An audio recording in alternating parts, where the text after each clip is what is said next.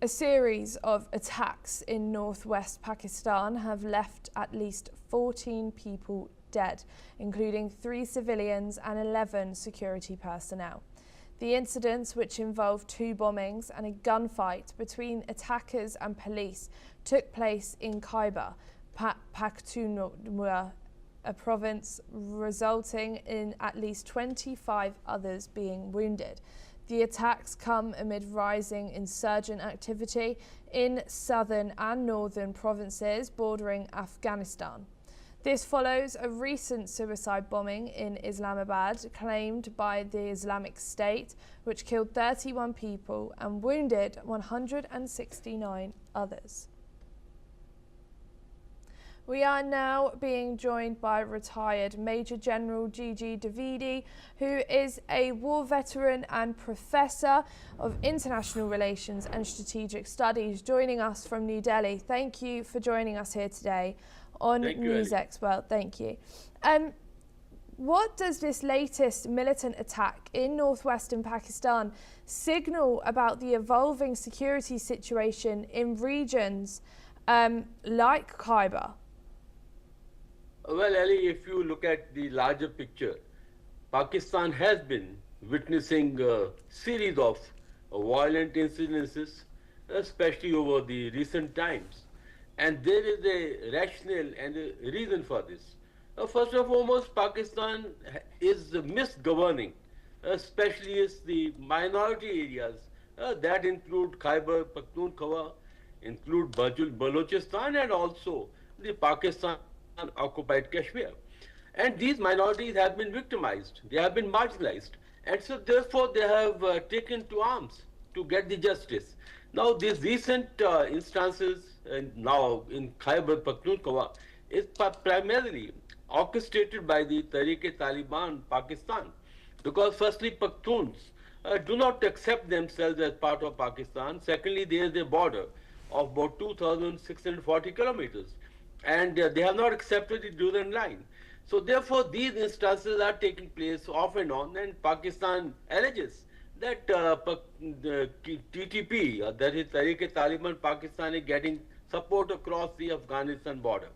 Then also recently there have been very serious violent incidents in Balochistan.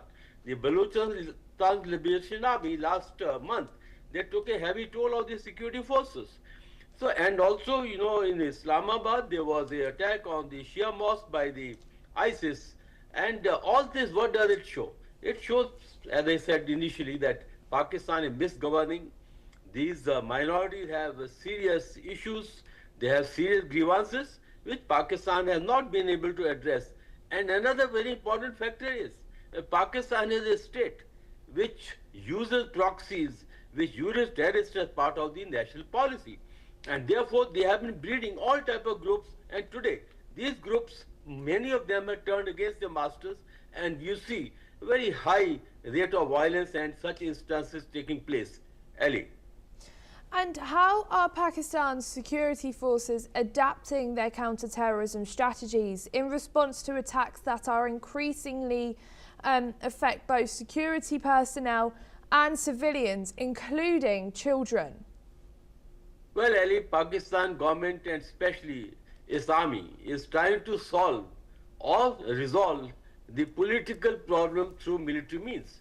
And they have been using very heavy-handed approach and using, exorbitant force.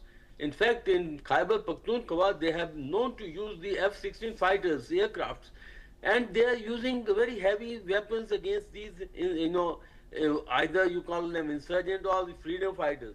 The point is, Pakistan army, their policy has been steamrolling policy, use extensive force against these groups, and that has not worked out, because the point is that these groups are very, they operate in small teams, they are very agile, and they employ guerrilla tactics, and where the army is using very conventional means.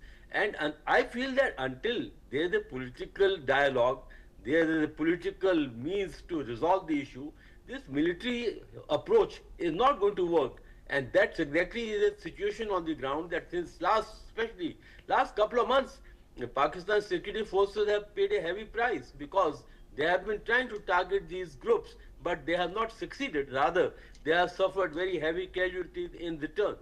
Ali. And what are the humanitarian and social impacts in reoccurring militant attacks on local communities, particularly in terms of displacement, fear and long-term deployment?